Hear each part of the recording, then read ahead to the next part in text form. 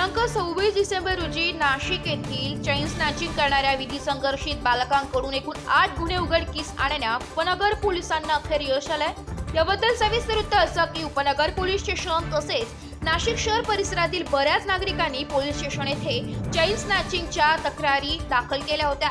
सदरचे वाढत्या प्रकारांवर नियंत्रण आणण्याच्या अनुषंगाने माननीय पोलीस आयुक्त श्री संदीप कर्णिक यांच्या मार्गदर्शनानुसार माननीय पोलीस उपायुक्त श्री मोनिका राऊत, श्री सहाय्यक पोलीस आयुक्त श्री सचिन बारी साहेब यांनी दिलेल्या सूचना व मार्गदर्शनाप्रमाणे उपनगर पोलीस ठाण्याचे वरिष्ठ पोलीस निरीक्षक जितेंद्र सपकाळ यांनी उपनगर पोलीस स्टेशनकडील सर्व अधिकारी, अंमलदार तसेच गुन्हे शोध पथकाचे अधिकारी, पोलीस उपनिरीक्षक प्रभाकर सोनवणे तसेच अंमलदार यांना स्टॉप अँड सर्च नाकाबंदी कारवाई प्रभावीपणे करून विना नंबर प्लेट दुचाकी वाहने ताब्यात घेण्याबाबत तसेच चैन स्नॅचिंग करणाऱ्या अज्ञात व्यक्तींचा शोध घेण्याबाबत सूचना दिल्या होत्या।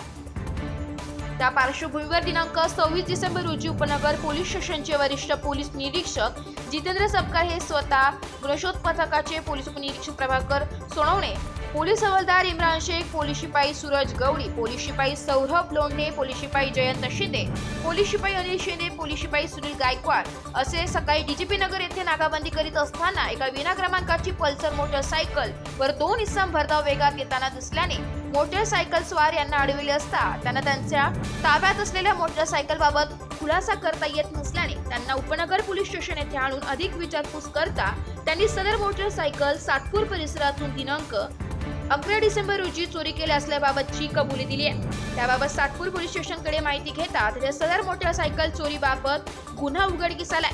सदर मोटरसायकल स्वार यांना त्यांचे नाव विचारतात आणि त्यांचं नाव कळून त्यांची वय 16 ते 17 असल्याचं कळून खात्री करिता ते विधी संघर्षित बालक असल्याची खात्री झाली आहे।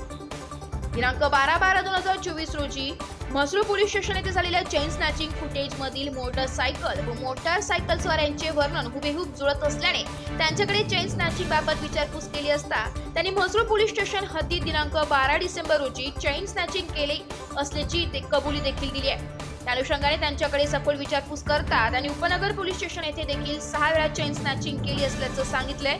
त्यांचं उपनगर पोलीस स्टेशन येथे 17 डिसेंबर रोजी दाखल गुन्ह्यात सहभाग निष्पन्न झाल्याने नमूद विधी संघर्षित बालक यांना गुन्ह्यात ताब्यात घेऊन त्यांच्याकडून उपनगर हद्दीत तसेच म्हसरूळ हद्दीत एकूण चोरी केलेल्या 77.550 ग्रॅम वजनाचे सोन्याची लगड एकूण किंमत 6,08,400 रुपये किमतीचे सोने लगड जप्त करण्यात आले असून नमूद विधी संघर्षित बालक यांच्याकडून अनेक गुन्हे उघडकीस आले।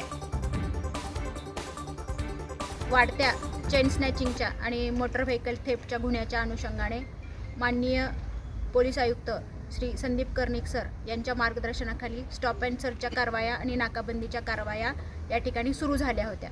सदर कारवायांमध्ये उपनगर पोलीस स्टेशनला यश मिळालेलं आहे।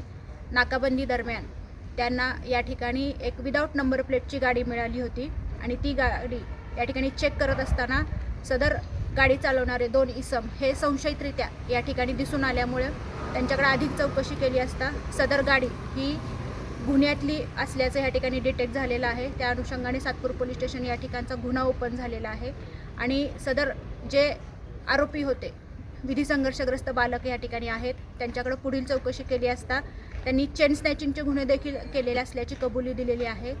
साधारणतः 7 गुन्हे या ठिकाणी ओपन झालेले आहेत। 6 गुन्हे उपनगर पोलीस स्टेशनचे आहेत, 1 गुन्हा म्हसरूळ पोलीस स्टेशनचा आहे।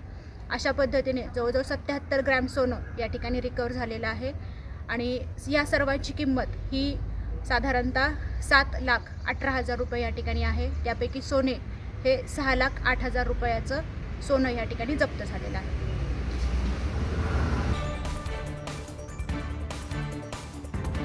एबी न्यूज साठी प्रतिनिधी गणेश सदा फुले, नाशिक।